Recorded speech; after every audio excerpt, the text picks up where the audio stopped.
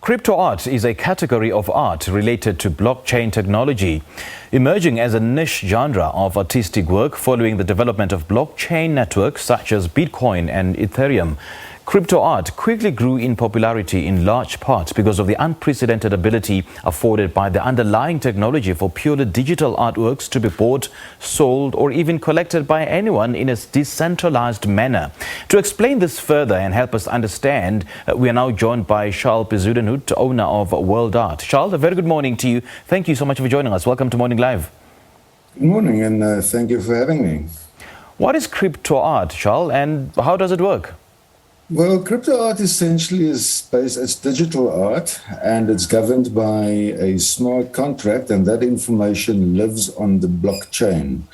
So what you really have is, for the first time, we are able to take digital art and confirm who made this artwork, who owns it, all those things, and that information is coded into the file, whether it's a JPEG or a GIF file or whatever that is, and it lives on the blockchain. And I think the point is that it's decentralized. So it's not one entity or person that owns it, it's decentralized, it lives on a whole network of computers.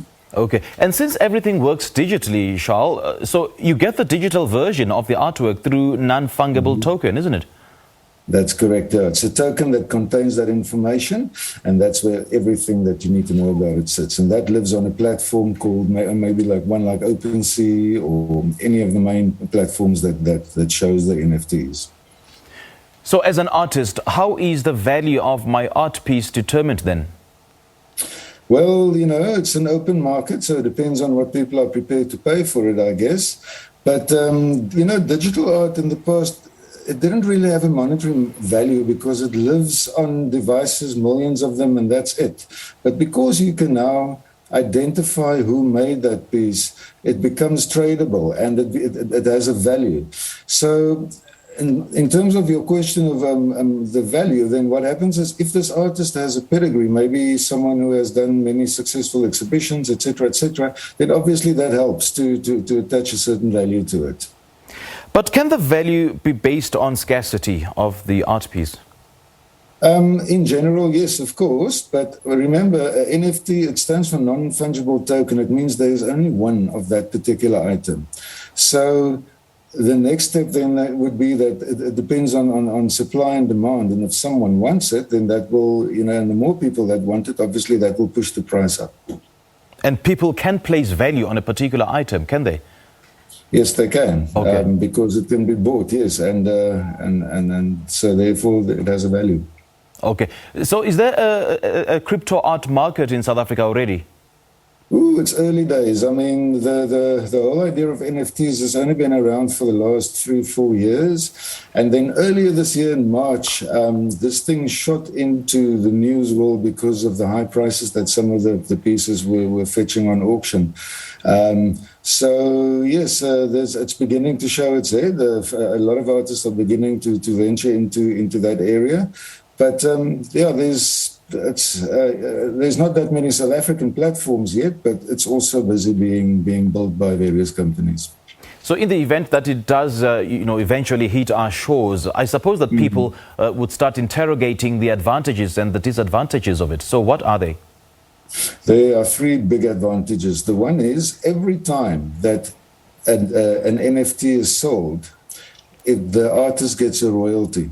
In the past, it wasn't the case. In the past, when an artist sold a painting and years later he's more famous and the artwork is worth so much more now, and it sells on auction, the artist wouldn't get a cent. But with this technology, every time, as I say, the painting is traded, the artists get a certain amount, yes, a royalty fee. Then the other advantage is it can serve as a certificate of authenticity, because you can now prove who's owned this, who made this, and it's attached to that artwork, and that's always been a very important part of the art world. And then the other big advantage is, of course, it's provenance, because every time that this digital artwork is traded, then that information is taken up into the code of the NFT, and people can see, oh, but so and so owned this at some point, etc. And if it's a famous person, it will obviously make the artwork more valuable. How do artists get their work on crypto art? Oh, you've got to obviously make a digital artwork, and then you can go to any one of the big public platforms. The biggest one is one called OpenSea, but there are others, Mintable, etc. And you can simply go through the process and put your artwork on there.